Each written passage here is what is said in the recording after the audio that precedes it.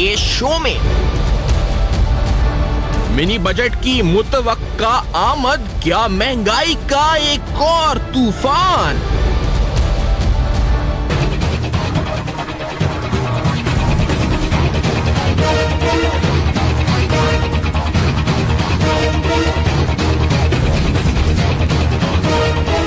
बिगड़ती माशी सूरत हाल, हुकूमती हिकमत अमली कितनी मौसर?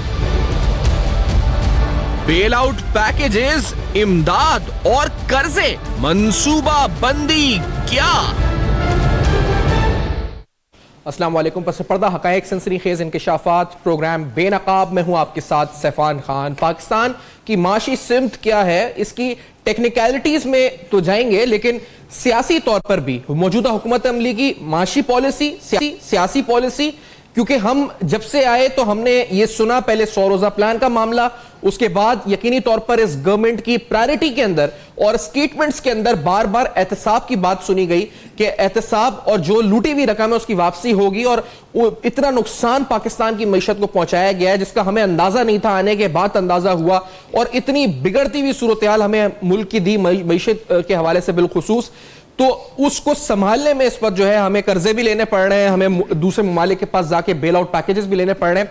लेकिन इन तमाम चीजों को सामने रखते हुए आगे जो बढ़ना है तो वो लोगों की नजर माशी कारकर्दगी के ऊपर है। और अगर माशी कारकर्दगी की बात करें तो गुज़िश्ता 6 माह के अरसे के दौरान अगर हम देखें तो पाकिस्तान के फॉरेन रिजर्व्स यानी पाकिस्तान की एक्सटर्नल साइड की बात करें या पाकिस्तान की जो ग्रोथ रेट है उसकी बात करें कि पाकिस्तान में जो जीडीपी ग्रोथ रेट है या जो ओवरऑल इंडिकेटर्स होते हैं इकोनॉमिक ग्रोथ के, वो किस तरह से कंप्रेस हो रहे हैं या उनमें क्या डिक्लाइन आ रहा है, या फिर हम ओवरऑल जो महंगाई है, इन्फ्लेशन है, उस पर बात करें, तो इन तीनों हवालों से हमें कोई मौसर, कोई मुस्बत इंडिकेटर्स आना ताहाल शुरू नहीं हुए। वज़ीर आज़म पाकिस्तान इमरान खान साहब जब कर्जों की और स्टेबिलिटी की बात कर रहे थे तो उन्होंने खुद भी कोई तकरीबन 5 से 6 माह के अरसे की बात की थी कि यह वो अरसा होगा जब आपको मुश्किलात का सामना करना होगा। इमरान खान साहब का वो बयान जिसमें वो स्टेटमेंट इकोनॉमी के हवाले से और अगवा के हवाले से दे रहे थे, हम ये जरा सुन लेते हैं ताकि हम इस टोन को सेट करें प्रोग्राम में और आगे इन सवालात का सिलसिला शुरू करें। पहले आप ये सुने जरा। हमारे पास इस वक्त जो आने वाले दिनों में इतने डॉलर्स नहीं हैं कि हम अपनी कर्जों की किस्तें वापस कर सकें, लिहाजा आज हमें कर्जा चाहिए, हमें कर्जा चाहिए ताकि हम ये जो अपनी कर्जों की किस्तें भी वापस कर सकें और हम जो चीज़ें खरीदनी है बाहर से उसके लिए भी हमारे लिए पैसा हो। ये जो छोटा पीरियड है असल में इसके लिए हम ले रहे हैं, यानी ये जो हम इस्लाहत कर रहे हैं तहरीक इंसाफ, जो हमारी गवर्नमेंट ने आके इस्लाहत की हैं, उनके असरात 6 महीने के बाद आने शुरू होंगे। यानी जो भी हमने अपने खर्चे कम कर रहे हैं, हम टैक्स बेस बढ़ा रहे हैं, हम अपनी एक्सपोर्ट इंडस्ट्री को हमने जो फ़ायदे पहुँचाए हैं, जो उनके लिए हमने एनवायरनमेंट ठीक किया है, इसके असरात आहिस्ता आहिस्ता आएंगे। जो हम जितने भी हमने करेक्टिव मेजर्स लिए हैं, जो हम अपने इदारे ठीक कर रहे हैं, जो हम मनी लॉन्ड्रिंग के ऊपर क्लैम्प डाउन कर रहे हैं, इसका टाइम लगेगा।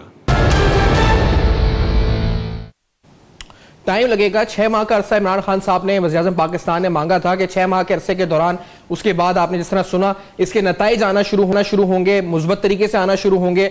अवाम मुंतज़िर है, लेकिन आ क्या रहा है हम ये आपको बता दें। एक मिनी बजट आ रहा है, लेकिन ये आपको साथ में बताना जरूरी है कि किस पर टैक्स बढ़ रहा है। आईफोन्स के ऊपर, महंगी गाड़ियों के ऊपर, इसके अलावा सिगरेट्स के ऊपर, जो 3 मेन आइटम्स हैं, और इसके अलावा यकीनी तौर पर इसका जो आगे इफेक्ट आएगा वो आम अशिया की कीमतों पर किसी ना किसी तरह आएगा जरूर। लेकिन जो मेन हेडिंग्स हैं जिन पर टैक्स लग रहा है, उनमें जिस तरह मैंने बताया कि आईफोन्स, गाड़ियां महंगी, वो भी 1600 सीसी के ऊपर की, और सिगरेट्स पर इस वक्त इस टैक्स की बात की जा रही है। इस पूरी सूरत हाल पर आज मुफस्सल और मुस्तकबिल के लाहेमल के हवाले से, उसमें सियासी लाहेमल भी और माशी लाहेमल भी, हम गुफ्तगू करने लगे हैं। मेरे साथ इस वक्त कराची स्टूडियोज में हमें ज्वाइन कर रहे हैं पाकिस्तान तहरीक इंसाफ के सीनियर रहनुमा हैं शेख साहब, हमें ज्वाइन कर रहे हैं। बहुत शुक्रिया आपने ज्वाइन किया है। डॉक्टर शाहिद हसन सिद्दीकी साहब माशी तज़्ज़े-निगार हैं, लिखते हैं, पढ़ते हैं, बोलते हैं, मईशत पर गहरी नजर रखते हैं, हमें स्टूडियोज में ज्वाइन कर रहे हैं। और जनाब अम्मार मसूद साहब, आपका भी कॉलम हम वीकली पढ़ते हैं और आप बहुत अच्छा तज्ज़िया इस वक्त पूरी सूरत हाल पर करते हैं और क्रिटिकली बड़ा एनालाइज करते हैं मौजूदा गवर्नेंस को। तीनों हज़रात का बहुत शुक्रिया, आपने ज्वाइन किया। शाहिद हसन सिद्दीकी साहब, ये सवाल बड़ा इंपॉर्टेंट है कि क्या जो सूरत हाल जिसका आज हमें सामना है, इसकी जिम्मेदार पीटीआई है या साबका हुकूमत है? अगर स्ट्रेट फॉरवर्ड में आपसे पूछूं, who is responsible for this जो आज हम देख रहे हैं इस पर? देखिए, पहले जब हम ये लफ्ज़ इस्तेमाल करते हैं साबका हुकूमत, तो ये सही नहीं होता, इसलिए कि जो 18वीं तरमीम है और जो 7th NFC अवार्ड है, उसमें सूबों की जिम्मेदारियां भी बढ़ गई, वसाइल भी बढ़ गए, तालीम का शोबा जो है पूरा का पूरा जो है सूबों को चला गया, सेहत का शोबा सूबों को चला गया, प्रॉपर्टी एग्रीकल्चर सूबों के पास है। तो ये सारी चीज़ें अब अगर जिम्मेदारी माजी की है तो वफाक की है और चारों सूबों की हैं। पहले ये हमें तस्लीम कर लेना चाहिए। अगर चारों सूबों ने NFC अवार्ड के तहत जो पैसा मिला एक मुआहदे के तहत खर्च नहीं किया ताकि बजट खसारा कम रहे, तो उसकी वजह से बरामदात गिरी हैं, क्योंकि आपने बिजली के नर्ख बढ़ाए, गैस के नर्ख बढ़ाए। और मेरे पास, मैंने आपसे कहा, एक लेटर है IMF की वेबसाइट पर, उसकी तारीख है 19 अगस्त 2013। उसमें कहा गया कि चारों सूबों की लीडरशिप ने, काउंसिल ऑफ कॉमन इंटरेस्ट ने, जिसमें कि चीफ मिनिस्टर्स होते हैं, ये फैसला किया है कि 3 साल तक बिजली और गैस के नर्ख बढ़ाए जाएंगे और PIA और स्टील मिल जो है वो बेची जाएगी। तो ये तो जिम्मेदारी तो सब पर आती है। लेकिन जो कुछ अब हुआ है 5 महीने में, FDI 35% गिर गया, रिजर्व्स जो हैं $5 अरब गिरे हैं, जिसमें से $2 अरब सऊदी अरब से आ गए। ग्रोथ रेट का अब ये कहा जा रहा है कि ये साल 4.5 या उससे कम रहेगी, जबकि पिछले साल जो इसको विरसे में मिली थी वो थी 5.8। और मैं आपको बता दूं रिकॉर्ड पर कि 3 वर्षों में इस हुकूमत के जो एवरेज ग्रोथ रेट रहेगा 3 वर्षों में, वो उससे कम रहेगा जो इनको विरसे में मिला था। तो अगर आपका 5.8 से कम रहता है, बल्कि मैं कहूँगा 8% से कम रहता है, तो ना पाकिस्तान में गुर्बत कम होगी, ना बेरोजगारी कम होगी, महंगाई बहरहाल बढ़ेगी, कर्जों का हजम बहरहाल बढ़ेगा। और तालीम और सेहत की मद में इस साल कौमी तालीमी पॉलिसी 2009 के लिहाज से चारों सूबों ने और वफाक ने 2100 अरब रुपया कम मुख्तस किया है। फिर पहला एक ज़िमनी बजट आ चुका है, उसमें 83 बिलियन रुपीस के नए टैक्स लगाए गए और जो टैक्सों का हदफ था उसमें 37 बिलियन की कमी की गई। अब मैं आपको ये बताऊं कि इस साल अब इस वक्त पेट्रोलियम लेवी पर 126% तक टैक्स है। और इशरत साहब जो इस वक्त हुकूमत में शामिल हैं, उन्होंने जब गवर्नर स्टेट बैंक की हैसियत से मुशर्रफ के ज़माने में कहा था कि जब टैक्सों की चोरी रुक जाएगी तो GST जो है वो 15 था उस वक्त, उससे 5 पर आ जाएगा, पेट्रोलियम लेवी ख़त्म। अब वो रेट भी बढ़ गए, पेट्रोलियम लेवी भी बढ़ गया, GST भी बढ़ गया और टैक्स GDP नीचे चला गया। इसका मतलब ये है कि बुनियादी खराबी जो हुई है, एक मैं सिर्फ आपको बता दूं, तफसील में जाने का मौका नहीं है, वो ये है कि मैंने तहरीक इंसाफ के जो मंशूर है मैंने उसको सपोर्ट किया था। अगर उस पर आज भी अमल करें तो मुल्क की तरक्की को कोई नहीं रोक सकता। एक नुकता बता, मुझे ब्रेक का कहा जा रहा है, मैं इसको एक जुमला बता दूं ताकि बात पूरी हो जाए। जो 100 रोजा प्रोग्राम था उसका सबसे इंपॉर्टेंट, सबसे पावरफुल, सबसे इफेक्टिव, जिससे 70% पाकिस्तान की प्रॉब्लम्स हल हो जाती, वो ये था कि हम 100 रोज के अंदर अदल पर मबनी टैक्सों की पॉलिसी नाफिज कर देंगे ताकि कर्जों पर इंहिसार कम हो। मगर उस पॉलिसी के लिए वफाकी काबीना तैयार नहीं है। ठीक है, तो आगे कौन करेगा? ठीक, एक ब्रेक के बाद आते हैं। तो हलीम आदिल शेख साहब क्या समझते हैं बिलखुसूस स्ट्रेटेजी सूबे सिंध की सियासत को लेकर? हमें कुछ दिनों बड़े मुतहरिक नजर आए हलीम आदिल शेख साहब, उस बारे में भी इनसे गुफ्तगू होगी। अमार मसूद साहब को क्या नजर आ रहा है मौजूदा हुकूमती कारकर्दगी को लेकर? इस ब्रेक के बाद बहुत से अहम अवामिल होंगे, बेनकाब मेरे साथ रहिए।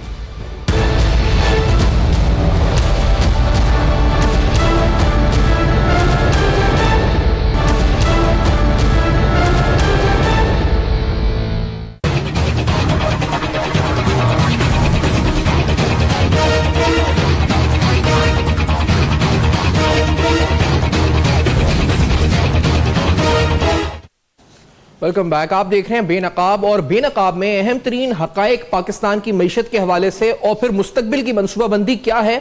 अभी डॉक्टर शाहिद सिद्दीकी साहब की गुफ्तगू हम सुन रहे थे, जिस तरह उन्होंने बताया जी चीन से हमने $1 अरब लिया, वो आया गया, कहां खर्च हो गया इस वक्त, क्योंकि हमें जरूरत है, तकरीबन $2 अरब माहाना कहा जाता है उसकी। फिर सऊदी अरब का लोन आया, एक $2 अरब आ चुका है, नवंबर में $1 अरब, दिसंबर में $1 अरब। उसके बाद मजीद इस पर बेल आउट पैकेजेस, इमदाद, कर्जे आ रहे हैं। लेकिन क्या ये मुस्तकिल हल है? ये भी बड़ा बुनियादी सवाल है। और एक सवाल सियासी नौयत का भी। हलीम आदिल शेख साहब, आप साथ सर, ये क्योंकि आप अपने वोटर्स को फेस कर रहे हैं, जब आप जाकर ये बता रहे हैं कि महंगाई अगर बढ़ रही है तो उसकी वजह जो साबका हुक्मरान है उनकी गलतियां हैं, उनकी लूट मार है, ये आप कब तक, यानी खान साहब ने जिस तरह 6 महीने का कहा ना कि 6 माह में सही हो जाएगा, और लग ये रहा है कि फिलहाल अभी डॉक्टर साहब की गुफ्तगू से तो मुझे 3 साल लग रहा था सुनने में कि 2-3 साल कम से कम लगेंगे। तो कब तक हरीमाल शेख साहब आप ये कहेंगे कि अब सही हो जाएगा, अब सही हो जाएगा, ये पिछलों की गलती है, पिछलों की गलती है, क्योंकि उंगली अब आप पर उठने लगेगी जब आप अपने हल्के में जाएंगे कि आपने क्या किया? देखिए, मैं समझता हूं कि ये गो के सब कहते हैं, हकीकत तो यही है कि 6,000 अरब से कर्जे 30,000 अरब तक किसने पहुंचाए? हमने नहीं पहुंचाए। एक बात मैं पहले कह दूं कि मैं मैशियतदान नहीं हूं, मैं कमिस्ट नहीं हूं, लेकिन मैं फिर भी आपको बताना चाहता हूं कि वो तो है ना, आते ही हम IMF के पास चले जाते हैं, उनकी शराइत के ऊपर पैसे ले लेते हैं। आप लोग भी ना बोलते, 16 दफा पहले जा चुके हैं, 17 दफा भी चले जाते हैं, लेकिन लॉन्ग टर्म को देखना था हमसे। जब गवर्नमेंट हम ओथ लेने से पहले हमारी मीटिंग्स हुई थी, उसमें पता था हमें कि 6 महीने हमारे साथ भी बहुत होनी है, कौम के साथ भी होनी है, चूंकि हमने चीज़ों को, मतलब एक जो पेशेंट पड़ा था, आपने डाला हुआ था वेंटिलेटर पे, इलाज बस ठीक है जी, ड्रिप लगाया जाओ, बेहोश रखो, जब होश में लाते हैं ना इलाज करने के लिए तकलीफ होती है। पाकिस्तान का इलाज हो रहा है। दूसरी बात, आज से साल पहले कोई कहता नहीं था कि नहीं नवाज शरीफ जेल में, मुमकिन नहीं है, जा ही नहीं सकता, हो ही नहीं सकता, छूट जाएंगे, ये पकड़ा जाए, मुमकिन नहीं है। बहुत सारी अनहोनियां हो रही हैं। कोई नहीं कहता था इमरान खान जो 1 सीट जीता, 2008 में कुछ भी नहीं जीता, 2013 में 30 सीटें थी, कोई नहीं समझता था कि 2018 में गवर्नमेंट बन जाएगी, मरकज में 2 सूबों में 1 में अलाइज होंगे, और कराची का कोई नहीं कहता। कोई कहता था कि कराची से कोई 30 MP आ जाएंगे? नहीं नहीं, आप पूछ लीजिए, इलेक्शन से हफ्ते पहले भी आप जैसे चैनल पे बैठ के हम बात करते थे, 6 सीटें 7 सीटें 6 सीटें 7 सीटें। जी अल्हम्दुलिल्लाह हमें पता था, इसीलिए मैं अंदाजा, मुश्किल वक्त है, इसको शायद 2 और 2 4 में मैं साबित ना कर सकूं, लेकिन चूंकि मैं अपने कमांडर की नीयत देखता हूं, मैं अपने लीडर का जज्बा देखता हूं, अल्हम्दुलिल्लाह आज भी अपनी कोर टीम से वो इसके ऊपर मौजूद हैं। आज हमें वो बताते हैं, हमसे वो सुनते हैं, हम कंसल्ट करते हैं सब। तो मुझे उम्मीद है जज्बा ठीक है, नीयत ठीक है, प्राइम मिनिस्टर हमारा लीडर, कौम का लीडर चोर नहीं है, अल्लाह ताला भी मदद करता है। और मैं समझता हूँ रिवायती तौर पर तो हमें IMF चले जाना चाहिए था। 2 दिन आप लोग शोज करते, 2 दिन आप ठीक हमारा बैंड बजाते, तीसरे दिन आप भी भूल जाते, हम भी भूल जाते, कौम कहती ठीक है जी पैसे आ गए, लेकिन पता चलता कि कर्जा 30,000 से पता नहीं कहां 31 पे 32 पे। अली साहब, आपने क्योंकि जिक्र किया ना नियत का 2-3 बार इस आपकी गुफ्तगू के दौरान जी, तो क्योंकि आज ही मैं एक कॉलम हसन निसार साहब का कॉलम पढ़ रहा था, तो उन्होंने एक जिक्र किस्सा शेयर किया हुआ था, एक बुढ़िया, एक औरत का, जो जिसकी झोपड़ी में एक आके परिंदा जख्मी होकर गिर जाता है। उसकी नीयत अच्छी होती है, वो अच्छी नीयत के साथ उसको हल्दी लगाती है ताकि उसकी चोट जल्दी भर जाए और वो उसको जिंदगी भी मिल जाती है। और फिर वो उसी अच्छी नीयत में, क्योंकि वो लड़खड़ाता है उड़ने की कोशिश करने में, तो उस औरत को लगता है कि ये उसकी नीयत, उसकी तकलीफ को दूर करना होता है। वो कहता है ये जो उसके पर है वो उसको तकलीफ देते हैं, वो उसको चलने में तकलीफ होती है, तो वो अच्छी नीयत के साथ क्या करती है, उसके पर काट देती है। और फिर वो हसन निसार साहब ने लिखा है, जो बड़े आपके फेवर में लिखते रहे कॉलम, वो लिख रहे हैं कि PTI की हुकूमत की भी नीयत बड़ी अच्छी है, लेकिन उनको पता है कि वो कर क्या रहे, कहीं वो अच्छी नीयत में उस परिंदे के परी तो नहीं काट रहे कि वो आइंदा उड़ने के ही काबिल ना रहे। तो ये नीयत तो बड़ी अच्छी है आपकी, लेकिन कॉम्पिटेंस है नहीं है कि काम भी कर सकते नहीं कर सकते। देखिए मैं नहीं कहता, हम नहीं कहते कि हम बहुत बड़े चैंपियंस हैं। जैसे उस दिन जरदारी साहब ने एक बयान दिया, बिलावल ने कहा था कि आपको रियाजी नहीं आती, आपको ये नहीं आता, इसलिए उनकी अब बात हर वक्त हाथ में लेके बैठे होते हैं, उनकी रियाजी बिल्कुल ठीक है। हम शायद हमारी कॉम्पिटेंस में शायद कुछ मसला हो, हमारी नीयत फिर भी ठीक है, हमारी कोशिश ठीक है, हमारा विजन ठीक है, हमारा प्लानिंग्स ठीक है, लेकिन नीयत के साथ और दूसरी बात भी हलीम साहब आती है। अल्हम्दुलिल्लाह देखिए, मैं अगर एक ड्राइवर अच्छा रखूं गाड़ी चलाने के लिए, तो उसको गाड़ी चलाना भी आनी चाहिए। नीयत तो अच्छी हो कि ईमानदार है, गाड़ी से पेट्रोल नहीं चुराएगा, पेट्रोल चोरी नहीं करेगा गाड़ी से, लेकिन सर गाड़ी चलाना भी तो आती है ना उसे। अल्हम्दुलिल्लाह कॉम्पिटेंस बहुत ठीक है। मैं कह रहा हूं हम नए, शायद कहीं कॉम्पिटेंस का इश्यू आ जाए थोड़ा बहुत, लेकिन मैं समझता हूं कि ये नहीं है, चोरी नहीं होगी, करप्शन नहीं होगी, मुल्क के साथ 2 नंबरी नहीं होगी, मुल्क के मुस्तकबिल को दांव पे लगाकर अपनी बैजा नहीं करानी होगी। बात है इंशाल्लाह प्लानिंग्स वो आ रही, ठीक है। 6 महीने में बाद आपको 1.5-2 महीने बाकी है, इंशाल्लाह वो वाइब्स आनी शुरू हो जाएंगी जिसमें आप कहेंगे हाँ कुछ ठीक होने जा रहा है। हमने टाइम दिया 6 महीने, अल्लाह करेगा 6 महीने बाद जो आप 6.5 महीने बाद शो करेंगे ना सैफान, आपको इंशाल्लाह उस शो में आप कहेंगे चीजें बेहतरी हो। मैं नहीं कह रहा, सपोर्ट भी हम जा रहे होंगे। अम्मार मसूद साहब, अगर मैं आपकी तरफ आऊं तो अम्मार मसूद साहब, आपको सियासी इस्तेहकाम और माशी इस्तेहकाम, आप दोनों चीज, आप क्योंकि सियासी इस्तेहकाम भी आप बड़ा बेहतरीन लिखते भी हैं, कॉलम भी आपका हम पढ़ते हैं, आपको नजर आता है इस वक्त आता हुआ 6 माह में क्या आपको नजर आता है तब्दीली आएगी, साल में क्या तब्दीली आएगी, क्या आपको लगता है महसूस साहब क्या होने जा रहा है? पहली बात तो ये मैं आपका शुक्रिया अदा करना चाहता हूँ कि डॉक्टर शाहिद के साथ आपने मुझे इस प्रोग्राम में मदऊ किया, और मेरे दिल में उनका बहुत एहतराम है और बड़ी अच्छी बात है कि उनके साथ गुफ्तगू करने का मौका मिला। और हलीम साहब भी हमारे जानने वाले हैं, उनका भी हम बड़ा एहतराम करते हैं। देखिए, अगर हुकूमत की परफॉर्मेंस पर बात की जाए तो सबसे बड़ा मसला कॉल ऑफ फेल के तजाद का आ रहा है। इलेक्शन से पहले आप कहते थे कि अगर पेट्रोल की कीमत बढ़ रही है तो ये करप्शन है, इलेक्शन के बाद आप ये कहते हैं कि पेट्रोल की कीमत बढ़ रही है, ये आपका विजन है। इलेक्शन से पहले आप ये कहते थे कि 2.5 करोड़ बच्चा जो है वो साफ पानी के पीने के बगैर मर रहा है, इलेक्शन के बाद आपको उनकी याद भी नहीं आती। इलेक्शन से पहले आप पुरतय्युश चीज़ों को मना करते थे, इलेक्शन के बाद आप हार्ले डेविडसन की नुमाइश करते हैं गवर्नर हाउस कराची में। देखिए, आप 100 दिन का नारा किसी और पार्टी ने नहीं लगाया, तहरीक इंसाफ ने खुद लगाया, उसमें से कुछ भी नहीं हुआ। इनका एजेंडा पेपर पर कुछ और है और असल में जो सिचुएशन है, they are rootless, aimless, directionless and senseless. इनका एजेंडा 3 नकात पर मबनी नजर आ रहा है और वो नकात माशी या सियासी नकात नहीं है, वो फाशिस्ट जमातों के जो नकात होते हैं वो है। पहला एजेंडा है कि लोगों में नफरत फैलाओ, दूसरा एजेंडा है कि लोगों से बेइंतहा झूठ बोलो, इस हद तक झूठ बोलो कि वो लोगों को सच समझ आने लगे, तीसरा एजेंडा है कि लोगों से सिर्फ और सिर्फ भीख मांगो। अभी तक जो हमने कार्रवाई देखी है गुज़िश्ता 4.5 महीने की, आप ये हलीम सिद्दीकी साहब बड़े खुश गुमान हैं कि 2 महीने के बाद सूरत हाल ठीक हो जाएगी।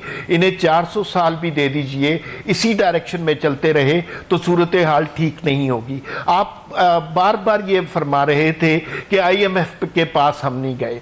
ट्रेजेडी ये है कि हमने IMF की सारी बातें मान ली हैं, बिजली गैस के नर्ख बढ़ा दिए हैं, अपने रुपए को डीवैल्यू कर दिया है, डॉलर की कीमत बढ़ा दी है, उसके बावजूद हमें IMF से कर्जा अभी तक नसीब नहीं हुआ। अगर डॉलर की कीमत में जितनी कमी, जितनी ज्यादती हुई है, पाकिस्तान के कर्जों में 1.5 खरब का इजाफा हुआ है और कोई उस पर बात नहीं कर रहा। क्या ये करप्शन नहीं है? क्या ये नाअहली नहीं है? क्या ये बेवकूफ़ी नहीं है? स्टॉक मार्केट का जो हाल हो रहा है वो आपके सामने है। हर रोज खबर आती है कि स्टॉक मार्केट अपनी तारीख के सबसे लो पे पहुंच गई है। अच्छा, तरक्कियाती मंसूबे, और डॉक्टर शाहिद ने भी इसका जिक्र किया, तरक्कियाती मंसूबे रोक दिए गए हैं। किधर है वो विजन जो आम आदमी की फलाह के लिए होता था? तालीम और सेहत पर जो और सड़कों पर जो पैसे लगने थे वो नहीं दिए जा रहे। फिर दूसरी बात यह है, कॉल ऑफ फेल में तजाद का सबसे अहम नुक्ता यह है, आपने हमेशा नारा लगाया मदीना की रियासत का। क्या मदीना की रियासत में ऐसा हो सकता था कि गरीब की झोंपड़ी को गिरा दिया जाए और बनी गाला के महल की तरफ कोई आंख उठाकर ना देख सके? देखिए, हुकूमतों का काम कानून साजी करना होता है, मईशत की सूरत हाल को बेहतर करना होता है। कानून साजी की रमक भी आपको नजर आई है असेंबली में? सवाए इसके हमने असेंबली सेशन में कोई ये कुछ और नहीं देखा कि कोई शख्स किस शख्स को कितनी तगड़ी गाली दे सकता है। अगर आपका माशी विजन की बात करते हैं तो माशी विजन भैंसे बेच देना था।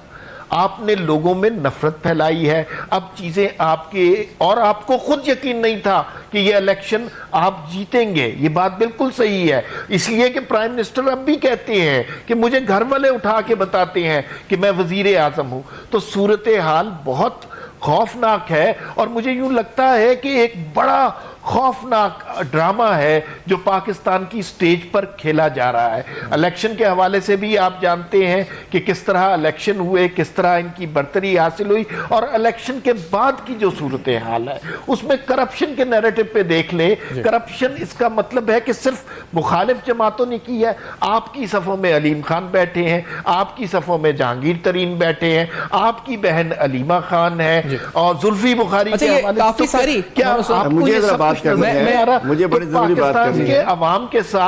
पाकिस्तान के अवाम के साथ एक बहुत बड़ा धोखा हुआ है और उन्हें अब इस बात का आहिस्ता आहिस्ता अंदाजा होता जा रहा है। काफी सारी गुफ्तगू जमा हो गई है, क्योंकि ये पूरी चार्जशीट है इस वक्त है, इसमें कॉलो फेल के तजाद से लेकर सियासी माशी हिकमत अमली सब कुछ है। एक जिक्र जो IMF का बार बार हुआ है, मैं उस पर एक असद उमर साहब की गुफ्तगू सुना के फिर हलीम आदिल शेख साहब क्या कहना चाह रहे हैं उसके ऊपर हम इस पर जरूर आएंगे कि क्या बनता है। ये जो क्रिटिकली एनालाइज किया कि गवर्नेंस को अमार मसूद साहब ने, लेकिन फाइनेंस मिनिस्टर असद उमर साहब ने IMF पैकेज के बारे में, जिसका यहां बार बार तस्करा हुआ है, जिसके बारे में यह कहा जा रहा है जो कि आपने पहले ही खुद सब कुछ करके उनको स्टेज सेट करके दिया IMF को, उन्होंने क्या कहा है इस बारे में, IMF पैकेज के बारे में और मुल्क की मईशत के बारे में, प्लान के बारे में? Let's hear this also. ये फैसला किया गया कि हमें IMF के साथ मुज़ाकरात की इब्तिदा करनी चाहिए कि एक ऐसा प्रोग्राम, एक स्टेबलाइजेशन रिकवरी प्रोग्राम जिसकी बुनियाद से हम ये मुआशी बहरान जो है इसके ऊपर काबू पा सकें, और एक ऐसा प्रोग्राम लाया जाए जिसके अंदर लोगों की जो ख़ास तौर पे जो कमज़ोर तबका है उसको ज़्यादा से ज़्यादा हम कोशिश करें कि उनके ऊपर कोई मुश्किल फैसलों का असर कम से कम पड़े और जो साहिब इस्तात हैं उनकी तरफ जाया जाए। अब बात यह हलीम आदिल शेख साहब के लंबी चौड़ी चार्जशीट दी है। एक फिगर जो अमार मसूद साहब ने डेट के हवाले से दी है, मैं सिर्फ ये कोट करता चलूं क्योंकि जो लेटेस्ट फिगर्स हैं उसके मुताबिक जो 5 माह के दौरान कर्जा बढ़ा है गवर्नमेंट डेट वो 26.5 ट्रिलियन हो चुका है और पिछले 5 माह में तकरीबन 2.24 खरब रुपए, ट्रिलियन रुपीस हमने कर्जा लिया। अगर इस हिसाब से देखा जाए तो हमने एक दिन में 15 अरब रुपए कर्जा में इजाफा किया है। पाकिस्तान की लायबिलिटीज और डेट में इजाफा हुआ है हर एक दिन के दौरान पिछले 5 माह के, और यह भी कहा जा रहा है कि ये रिकॉर्ड इजाफा है 2.24 ट्रिलियन पे जो कर्जा पहुंच चुका है। जी हलीम आदिल शेख साहब, आपका क्या जवाब होगा? मैं बड़ा मुतासिर हुआ हूँ मुस्लिम लीग नून के रहनुमा अमार मसूद साहब से कि उन्होंने बड़ी जबरदस्त बात की है। मैं समझता हूँ कि उन्हें ऐसे अरे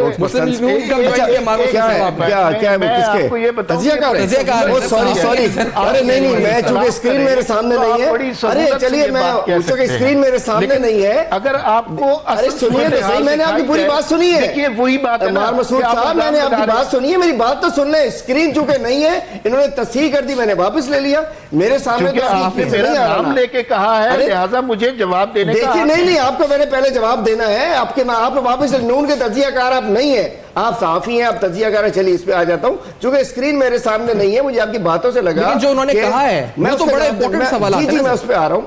सबसे पहले तो कॉलो फेल की तजाद की अगर बात करूं तो मैं कहना चाह रहा हूं कि गवर्नर हाउस में जो परसों था कोई हार्ले डेविडसन की नुमाइश नहीं थी। वो हार्ले डेविडसन एक क्लब है, उन लोगों ने आए थे गवर्नर हाउस में, वो आए थे। गवर्नर हाउस का दरवाजा खुला हुआ है, कभी नहीं खुला होता था जब पुरानी लीडरशिप हुआ करती थी। हर रोज स्कूल के बच्चे संडे को आते हैं, गवर्नर हाउस खुला हुआ है, प्रेसिडेंट हाउस खुला हुआ है। तो वो हार्ले डेविडसन एक क्लब है, वो लोग भी माशरे के लोग हैं, वो सरकारी गाड़ियां नहीं थी, उनका भी हक है, उनकी अपनी बाइक्स थी, वो आए, हमें उनसे भी मिलना है, हमें स्कूल के बच्चों से भी मिलना है। तो एक तो ये होगा कॉलो फेल का तजाद, और दूसरा गरीब आवाम के लिए लाहौर की सड़कों पे, पिशावर की सड़कों पे बेचारे लोग बेयारो मददगार पड़े होते थे, लावारिस। आज उनको शेल्टर होम्स मिल रहे हैं। आज एक गरीब लावारिस जिसका कोई पूछने वाला नहीं था, उसका कोई वारिस बनी है हुकूमत, आज उनको शेल्टर होम्स मिल रहे हैं, उन्हें 3 वक्त का खाना मिल रहा है। मुल्तान का आज खुला है। क्या ये गरीब की बात नहीं हो रही है? और मैं समझता हूं कि आप जो कहते हैं कि सब झूठ नहीं है, अब बात यह झूठ इसलिए लग रहा है कि आप लोगों ने इससे पहले झूठ को ही प्रमोट करते रहे। आप लोग, आपने हकीकत को आज तक देखा नहीं है कि गरीब की भलाई के लिए होता क्या है, गरीब की भलाई के लिए क्या क्या चाहता है, गरीब का दर्द किसको है। आज प्राइम मिनिस्टर सेक्रेटेरिएट, ये जो गवर्नर हाउस में विंटेज बाइक्स का हुआ था, तो सर इसमें गरीब की भलाई, मतलब ये अमार मुस्तफा का सवाल था कि ये जो उससे जो मैं समझ रहा हूं मफहूम ये था सवाल का कि वो एक आम आदमी को क्या अपील है उसके अंदर के विंटेज बाइक्स नहीं, मिसाल के तौर पे अगर विंटेज बाइक्स का हो रहा है तो वहां लोग जा रहे हैं हार्ली डेविडसन देखने के लिए।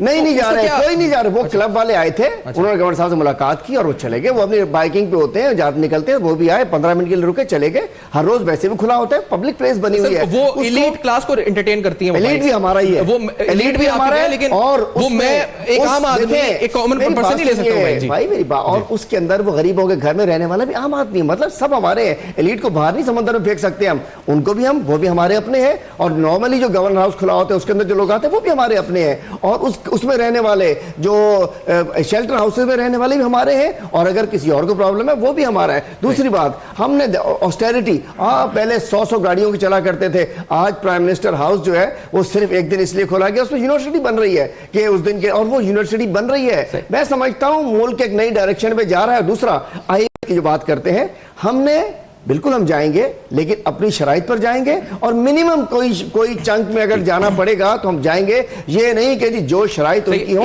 देखिए बात ये है, कुछ हमने झूठ नहीं बोला। ब्रेक हमें लेना है इस वक्त, तो हम ब्रेक के बाद आते हैं, ब्रेक के बाद आएंगे, तो आप बात पूरी भी करिएगा। इमाम मसूद साहब और डॉक्टर शाहिद सिद्दीकी साहब भी इस पर जरूर देंगे, लेकिन ऑस्टेरिटी की बात में ये जरूर ऐड करते जाए ब्रेक से पहले कि अभी भी अंदाजों के मुताबिक बताया जा रहा है कि 28 लाख पर डे प्रेसिडेंसी का खर्चा होता है पर डे, जो मुख्तलिफ आर्टिकल्स में अभी भी रिसेंटली कोट किया जा रहा है, that is 2.8 million rupees per day.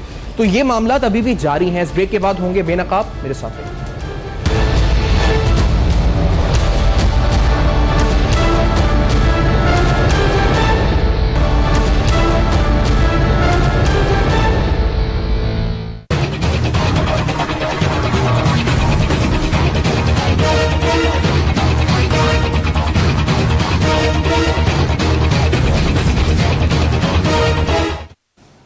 Welcome back. आप देख रहे हैं बेनकाब, और बेनकाब के इस सेगमेंट के अंदर हम बेसिकली जो 6 माह इमरान खान साहब ने कहा, हलीम आदिल शेख साहब ने भी कहा कि यहां पर बैठकर कि तकरीबन 1.5 माह 2 माह और देख लें, मुल्क की हालात बेहतरी की तरफ जाएंगे।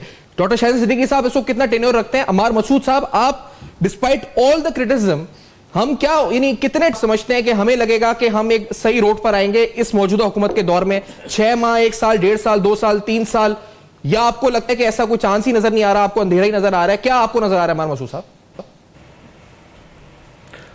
भाई देखिए, जैसे हलीम साहब है ना, ऐसे हमारे बहुत सारे दोस्त हैं जिनका ताल्लुक पीटीआई से है, और वो सारे बड़ी मुश्किल में हैं।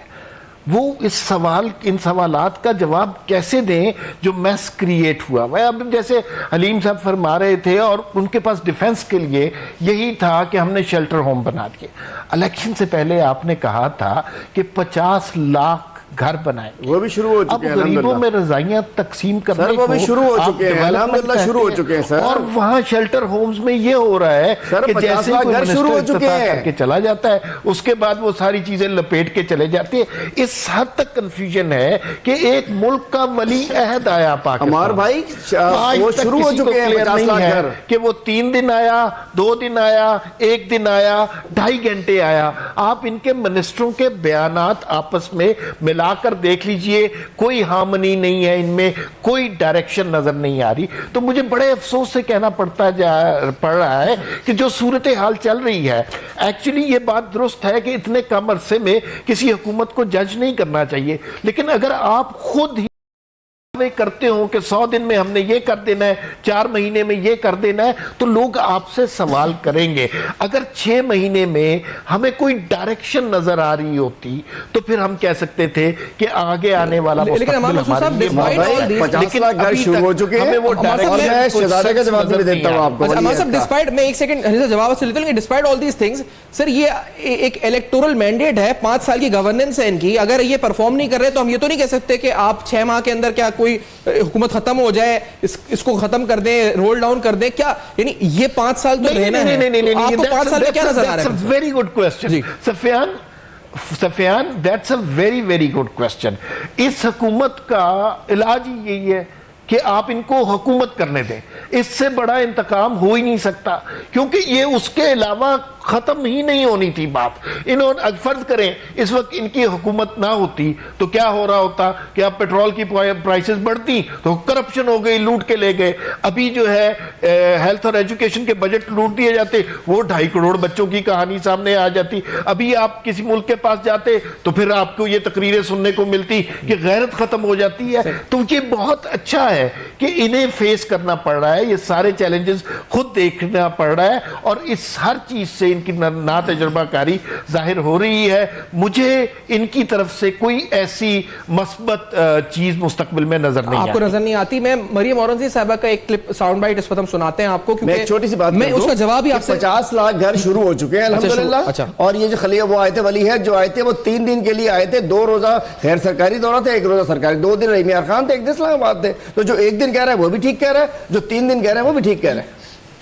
सही है, क्वेश्चन है ना जी। अमार साहब, आपकी इंफॉर्मेशन यानी ये जो बता रहे हैं ये है गवर्नमेंट वर्जन सर। 2 दिन रहीम यार खान में थे, 1 दिन इस्लामाबाद में थे, 1 दिन का सरकारी दौरा था, 2 दिन उनका शिकार के लिए आए थे। वो शिकार का दौरा प्राइवेट होता है। और दूसरी अहम बात ये 3 दिन 2 दिन छोड़े, ये कह रहे हैं घर बनना शुरू हो गए हैं अल्हम्दुलिल्लाह। इसी शिकार के खिलाफ जनाब 50 लाख इसी शिकार के खिलाफ 50 लाख आप कभी इमरान खान साहब प्रोजेक्ट स्टार्ट हो चुका है।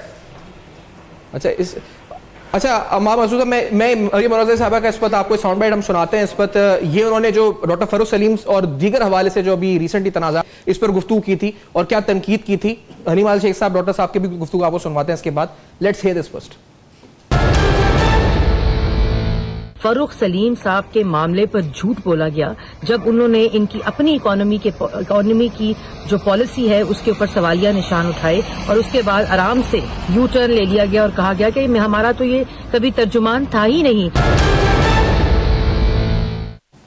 डॉक्टर साहब, मैं इंट्रो के अंदर मैंने जो इस सेगमेंट के पूछा था कितना टाइम, तो अमार मसूद साहब की तो एक ब्लीक पिक्चर ऐसा लग रहा है कि उनको वो कहते करने दें इनको गवर्नेंस और उनको बेहतरी तो कोई नजर नहीं आती, स्ट्रेट फॉरवर्ड उन्होंने बोला है।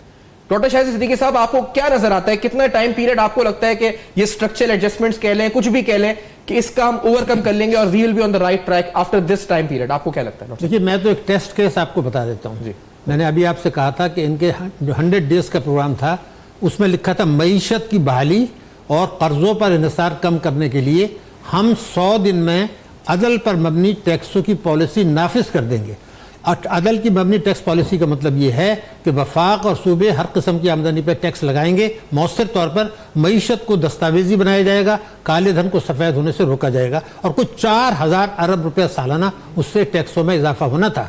मैं ये टेस्ट केस करता हूँ कि आप उसको अपनी कैबिनेट से पास करके दिखा दें 5 साल के अंदर।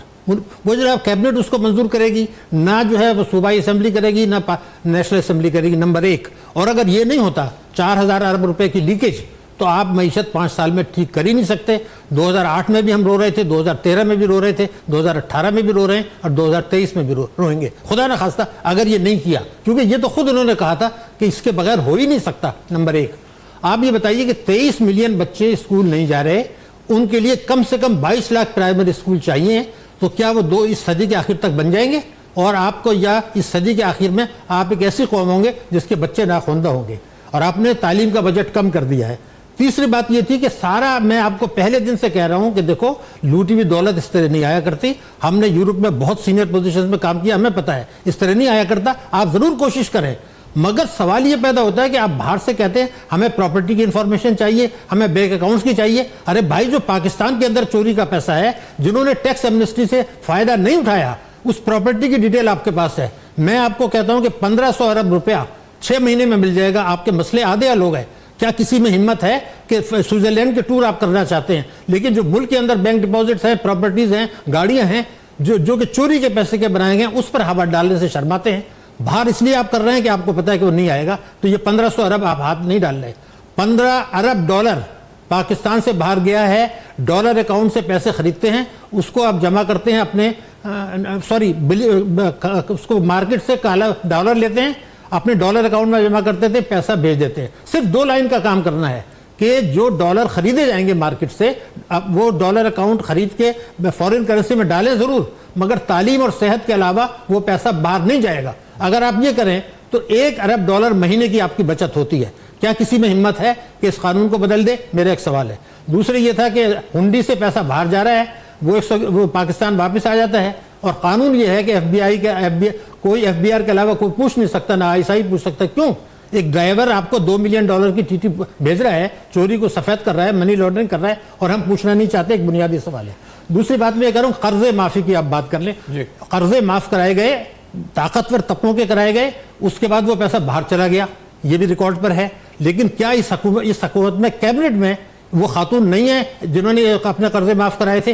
वो साहब गवर्नर स्टेट बैंक नहीं बैठे जिन्होंने वो गैर कानूनी सर्कुलर जारी किया, जिसको सुप्रीम कोर्ट कह चुका है कि हम इसको जायजा लेंगे? तो जब ये सारी चीजें आपने जमा कर ली, कर्जे माफ करने वाले, कर्जे माफ कराने वाले, तो फिर आप बेहतरी कब लाएंगे? जबकि आप ना टैक्सों के लाना चाहते हैं, ना आप करप्शन रोकना चाहते हैं। एहतसाब आपका गैर मौसर इसलिए है कि एहतसाब होना चाहिए, जरूर होना चाहिए, मगर तकरीरों में जरा कम कर दें, क्योंकि उससे FDI आपका गिर रहा है। तो मेरा सिर्फ आपको कहना यह है कि ग्रोथ आपकी हो। मैं एक और आपको बात कर रहा हूं, इस अगले 3 वर्षों में आपका टैक्स डेट जीडीपी रेशियो जो है वो बढ़ेगा, यानी जो पिछले 10 वर्षों में आप कह रहे हैं कि 10,000 से 30,000 हो गया, मैं आपको रिकॉर्ड पे कह रहा हूं कि इस साल कर्जों में इजाफे की रफ्तार उस 10 साल की औसत से ज्यादा रहेगी।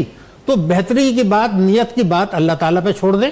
आप ये मुल्क है हमारा, हम टेस्ट केस बनाएं जी, ये टैक्सों का मामला है, ये तालीम का मामला है, स्कूल बनाएं, अस्पताल बनाएं, घर भी जरूर बना लें। आपको ये पता है कि बरामदात का हदफ कितना था? $150 अरब का, तो वो इसलिए कि वो 2025 का, अब आप $40 अरब पे आ गए। तो सीपेक के एडवांटेज क्या है मुझे आप ये बताइए। अगर आप 4% और 5% पर रहना है अगले 5 वर्षों में, या 6% पर रहना है, तो सीपेक से जो 2% आ रहा है वो कहां है? बड़ा इंपॉर्टेंट सवाल हलीम अली शेख साहब, क्योंकि ये जो बात अभी हुई बीच अब्बार मसूद साहब की, ये तमाम चीजें इससे कतई नजर, आप जब गुफ्तगू कर रहे थे इससे पहले तो आपने कहा कि हाँ नीयत अच्छी है, शायद थोड़ा बहुत कॉम्पिटिशन का मसला वो भी हमारे पास है। मैं पूछना चाहता हूं कि आप क्योंकि अब रहे हैं इस हलके में, आप देख रहे हैं, आपको लगता है कि क्या ऐसे लोग हैं खान साहब के इर्द गिर्द जो या तो बाकियात हैं साबका हुकूमत की, जो ब्यूरोक्रेसी में शायद मौजूद हो, या फिर ऐसे लोग जो कि अपने मफाद के लिए बैठकर गलत फैसले या गलत मशवरे देते हैं, जो जिसे कहते हैं दूसरी पार्टी से उड़कर आए हुए पंछी, और जो मुफाद परस्त अनासिर थे, जो अब बैठकर वो गलत फैसले कराने के अंदर वो उस वक्त काम कर रहे हैं और वो सही सिमत में जाने नहीं दे रहे। ये आपका एनालिसिस है जिसकी वजह से शायद थोड़ा स्लो हुआ है आपका जो आप चाह रहे थे एजेंडा? देखिए, मैं समझता हूं कि जितना विजन हमारे लीडर में है, तो कोई ठीक है, ब्यूरोक्रेसी में वही लोग हैं, बड़े मराहत याफ्ता ब्यूरोक्रेट्स हैं जो 17 गेट से स्टार्ट होंगे, 20-20 गेट में पहुंचे, जो 30 साल से इनकी गवर्नमेंट है, लेकिन इसी सिस्टम से चलाना है। मैं नहीं समझता कि कोई गुमराह कर सकता है, मैं नहीं समझता कि कोई गलत मशवरे दे सकता है। लाजिम बात है, कोशिश ज़रूर लोग करते होंगे, लेकिन ऐसी बात है नहीं। मशावरत होती है, हर सतह पर मशावरत होती है, और जो डिसीजन लिया जाता है वो मुल्क को कौम के मफाद में लिया जा रहा है। मैं नहीं समझ, और देखें बात यह है, इसी असम्बली के लोग आने थे, इसी सिस्टम से लोग आने थे, लेकिन लीडर अगर ठीक है तो सब कुछ ठीक है, अगर कमांडर ठीक है तो पूरी फोर्स ठीक है, वजीर आजम ठीक है तो सारे वजीरों को ठीक होना पड़ेगा। और एहतसाब शुरू हो चुका है, अभी तो पुराने केसेस चल रहे हैं जिसमें बाँ कर रहे हैं। मतलब देखो ना, एहतसाब कर, ये JIT बनाई है उन लोगों ने, पुरानी केयरटेकर गवर्नमेंट ने, हमारे इल्जाम लगते हैं। आज जो मैं कराची की बात करता हूँ, जो तोड़ फोड़ हो रही है, कौन कर रहा है? KMC करती है, DC साहब उसको लेटर देते हैं, SP अपनी पुलिस देता है, तहरीक इंसाफ कहां से आ गई? इफेक्टिव तो हम है, लेकिन जिम्मेदारी हमारी है। कमांडर आप ठीक जो है, सुबह सिंध में कमांडर जो आप अली गौहर मेहर साहब बने हुए हैं मामलात, और आप बने हुए हैं, ये लोग आपसे राब्ता कर रहे हैं जो दूसरी पार्टी के ज्वाइन करने के लिए, उधर कोई खबर देते जाएं हलीम अली शेख साहब, कितने राब्ते में हैं और कब वो ट्रिगर आप ऑन करने वाले हैं, या ट्रिगर को अभी रोक दिया है, बंदूक से गोली वक्त पे निकालेंगे? ट्रिगर पे हाथ था, ना ट्रिगर को रोका है।